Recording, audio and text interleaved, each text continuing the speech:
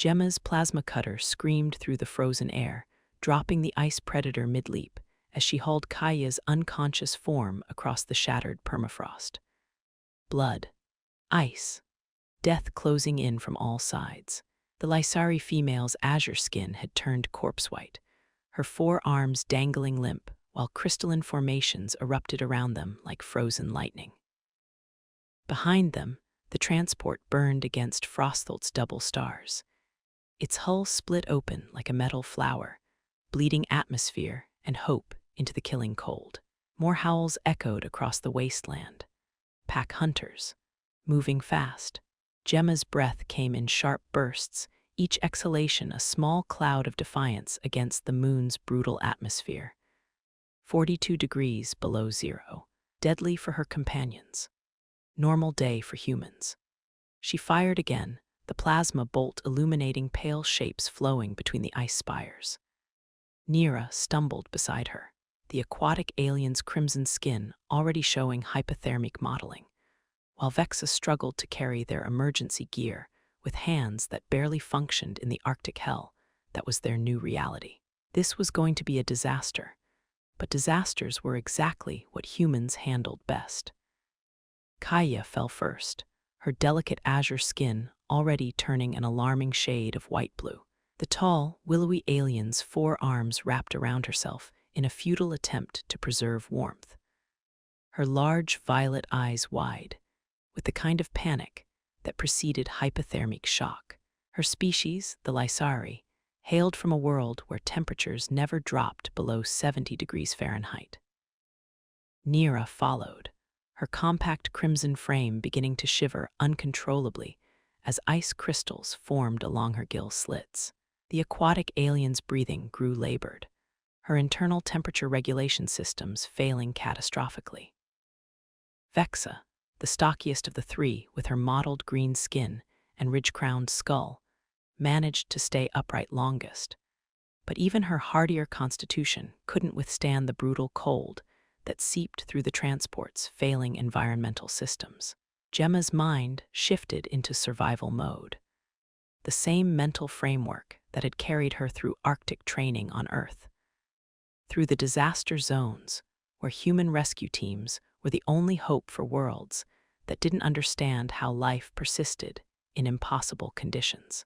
The temperature outside registered -42 degrees Celsius, deadly for her companions, uncomfortable for her. Priority 1, heat source. Priority 2, shelter. Priority 3, secure the area from whatever called Frostholt home. She moved quickly, pulling emergency thermal wraps from the human survival kit she never traveled without. The other species' rescue equipment focused on environmental purification, radiation shielding, and chemical filtration. Only humans packed gear designed for the assumption that everything would try to kill you through simple, brutal physics. Kaya's eyes tracked Gemma's movements with the desperate hope of someone watching their last chance for life.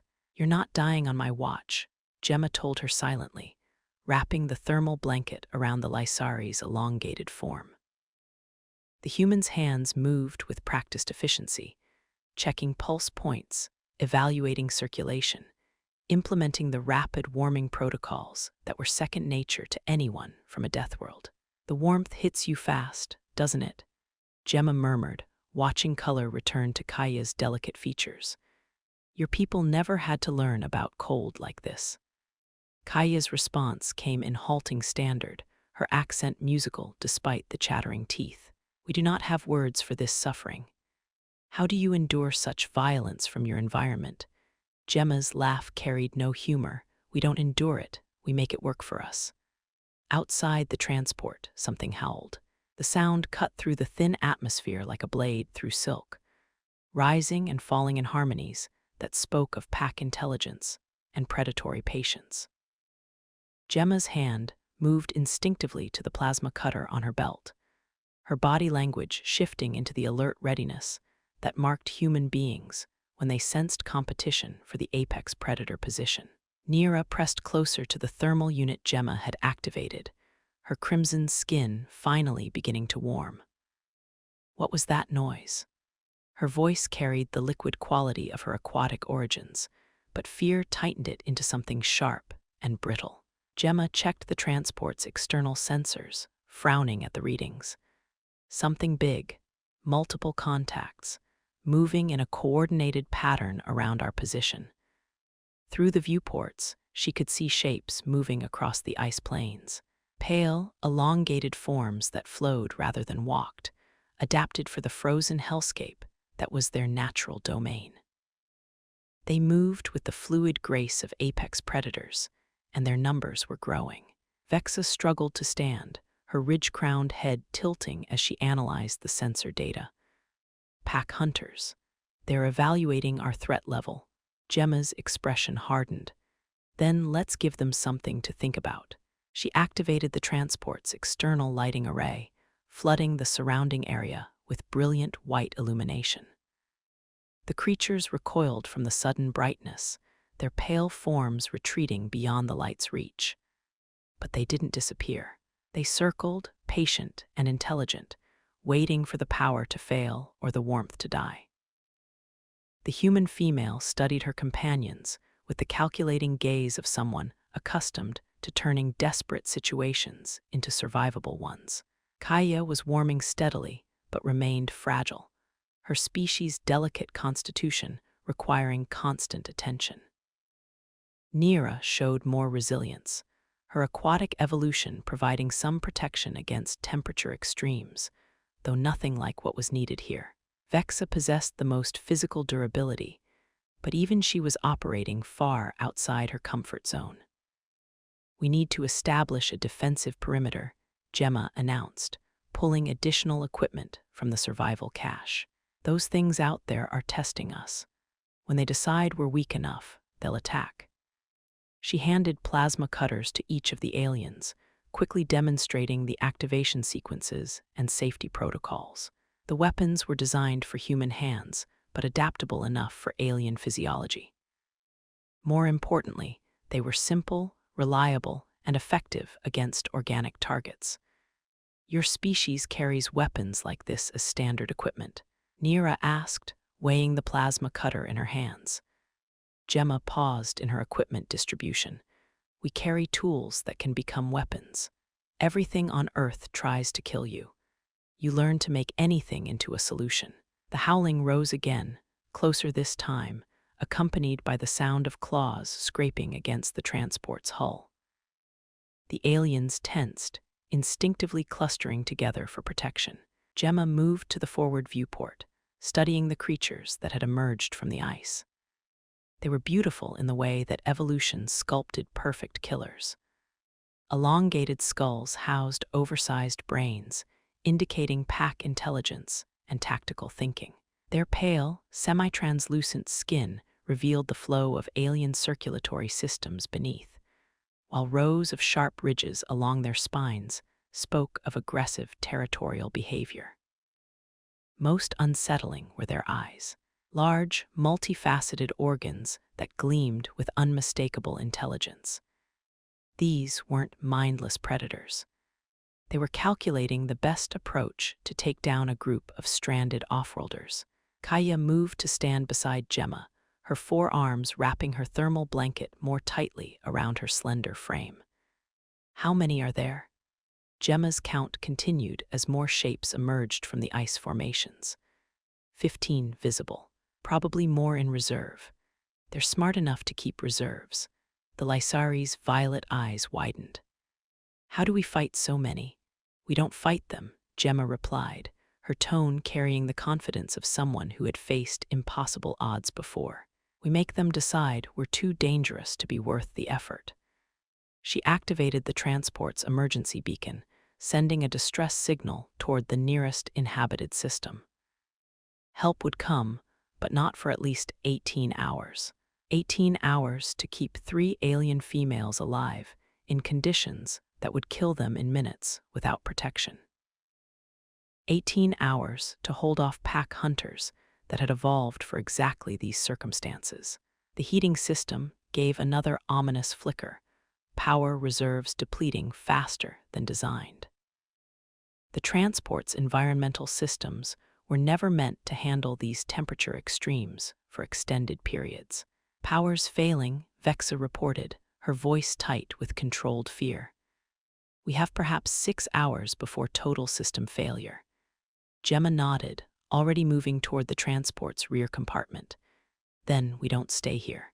She began pulling equipment from storage lockers, assembling what looked like a portable shelter system. The aliens watched in fascination as the humans' hands moved with practiced efficiency, connecting components that transformed into a self-contained survival pod. Your species carries complete habitat systems in your standard equipment, Nira asked, her liquid voice carrying amazement.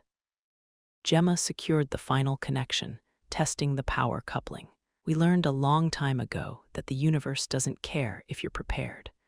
So we prepare for everything. The shelter system activated with a soft hum, generating its own heat source and environmental controls. It was designed to support 4 humans for 72 hours in hostile conditions. For 3 aliens and 1 human, it would provide adequate protection for significantly longer. But first, they had to reach it. Outside, the pack hunters had grown bolder, approaching within meters of the transport's hull. Their intelligence was evident in their coordination, the way they tested different approaches and retreated when the external lights focused on them. They were learning, adapting, preparing for an assault. Gemma checked her equipment one final time: plasma cutter, emergency flares, portable force field generator, medical supplies, and enough concentrated nutrition to keep 4 beings alive for days. Everything needed to transform a death trap into a survivable situation. The plan is simple, she announced, her voice carrying the calm authority that humans developed when taking charge in crisis situations. We move as a group to the shelter site. Stay close, watch each other's backs, and remember that those things out there are more afraid of us than we are of them. Kaya's 4 arms shifted nervously. Are they truly afraid of us? Gemma's smile was predatory. They will be. She activated the transport's emergency egress protocol, sealing the internal atmosphere while opening the rear airlock. The temperature differential hit them like a physical blow, but Gemma's preparations paid off. The thermal wraps and emergency heating units kept her companions functional while she established a defensive perimeter. The pack hunters reacted immediately to their emergence, flowing across the ice with liquid grace. But Gemma was ready. The first plasma blast illuminated the frozen landscape like a miniature star, catching the lead predator center mass and dropping it instantly. The pack recoiled, suddenly faced with prey that fought back with devastating effectiveness. Move, Gemma commanded, laying down covering fire while her companions struggled across the uneven ice. The aliens' movements were clumsy in the extreme cold, but they pushed forward with the desperate determination of beings who understood their survival depended entirely on the human female's competence. More creatures emerged from concealment, their pale forms materializing from ice formations that provided perfect camouflage. But Gemma had anticipated this, had studied the sensor readings, and identified the likely ambush points. Her plasma cutter found targets with mechanical precision, each blast carefully calculated to maximize psychological impact while conserving power. The pack hunters learned quickly that this particular group of off-worlders was unlike any they had encountered before. Vexa stumbled, her legs betraying her in the treacherous conditions.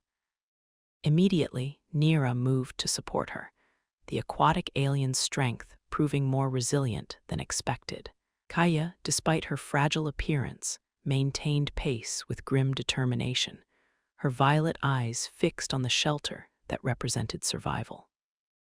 The portable habitat's beacon guided them across the ice, a steady pulse of warm light in the alien darkness. Behind them, the pack hunters regrouped, their intelligence allowing them to adapt to the humans' tactics. They began approaching from multiple directions, testing the group's ability to defend all angles simultaneously.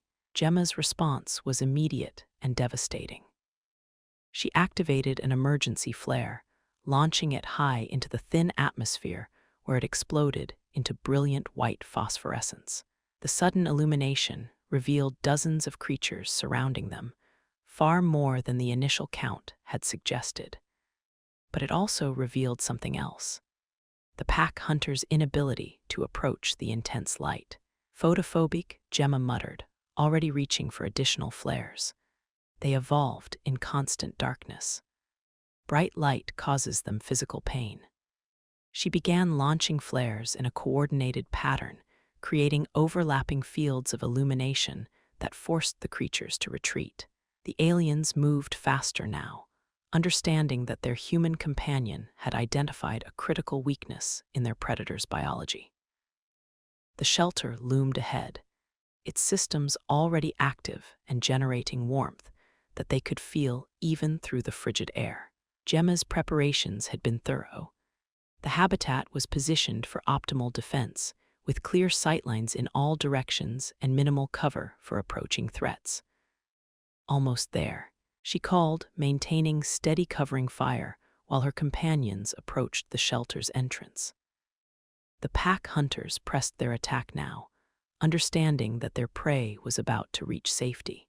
But desperation made them careless, and Gemma's plasma cutter found target after target in the brilliant illumination of the emergency flares. Kaya reached the shelter first, her 4 arms working frantically to activate the entrance protocols. Nira and Vexa followed, their movements growing stronger as they approached the promise of warmth and protection. Gemma backed toward them, her weapon never wavering as she covered their retreat.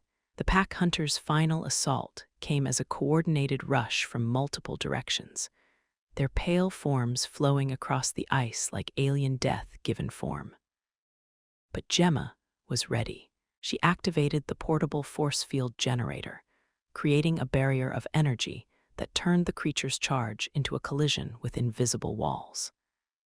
Inside, she commanded, diving through the shelter entrance as the aliens secured the habitat from within.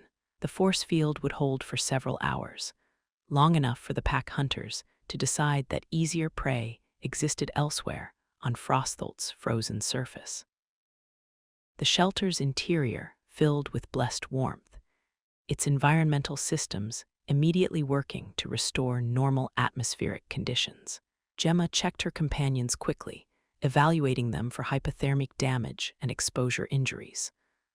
All 3 were cold, exhausted, and shaken, but alive. Kaya's violet eyes met hers with an expression of wonder and gratitude. "How did you know to bring all of this equipment?" Gemma settled back against the shelter wall, finally allowing herself to relax slightly. "Because on Earth, if you're not prepared for everything to try to kill you, it will." Outside, the pack hunters circled the force field perimeter, testing its boundaries with careful intelligence. But the energy barrier held firm, and eventually the creatures began to withdraw, their predatory instincts recognizing that this particular prey was beyond their capabilities. Nira wrapped herself in thermal blankets, her crimson skin finally returning to normal coloration. "Your species treats survival as a science." "More than that," Gemma replied, monitoring the shelter systems and calculating their resource reserves. "We treat it as an art form." The hours passed with the steady rhythm of beings who had survived impossible circumstances through competence and preparation. The shelter systems maintained perfect environmental conditions, while outside, Frostholt's harsh beauty continued its eternal dance of ice and starlight. Vexa studied the shelter's construction with professional interest, her ridge-crowned head tilting as she analyzed the engineering solutions. "This habitat system is remarkably sophisticated for emergency equipment." Gemma checked the distress beacon's status, confirming that their signal was being received and rescue operations were underway. "That's because on Earth, emergencies don't wait for you to be ready. You have to be ready for them." The conversation continued through the long hours, the aliens sharing stories of their homeworld's gentle environments, while Gemma described a planet where every ecosystem was designed to test the limits of survival. They spoke of their species' different approaches to exploration, the careful preparations and extensive safety protocols that marked non-human expeditions. And they spoke of the humans' reputation throughout the galaxy, the deathworlders who went places no one else could survive, who treated the universe's most hostile environments as merely another day at the office. When rescue finally arrived, the pack hunters had long since departed for easier hunting grounds. The rescue team found 4 beings alive and well in a perfectly maintained shelter, surrounded by the evidence of a successful defense against Frostholt's apex predators. The Lysari rescue coordinator's violet eyes widened as he surveyed the scene. You survived 18 hours in these conditions with minimal equipment. Gemma packed her gear with the same methodical efficiency she had displayed throughout the crisis. We had everything we needed. Kaya moved to stand beside her, 4 arms gesturing toward the shelter and its defensive perimeter. She had everything we needed. The return journey to civilization passed in comfortable exhaustion, the aliens processing their experience of human survival capabilities. They had learned something fundamental about the species that called Earth home. When everything in the universe tried to kill you, you became very good at staying alive. And sometimes, you became good enough to keep others alive as well. Gemma settled into her transport seat, already planning improvements to her emergency kit based on the lessons learned on Frostholt. Because somewhere in the galaxy, another crisis was waiting, another impossible situation that would require human stubbornness, human preparation, and human refusal to accept that any problem was truly unsolvable. She smiled slightly, watching the frozen moon shrink in the viewport. Disasters were what humans handled best, and she was very good at being human.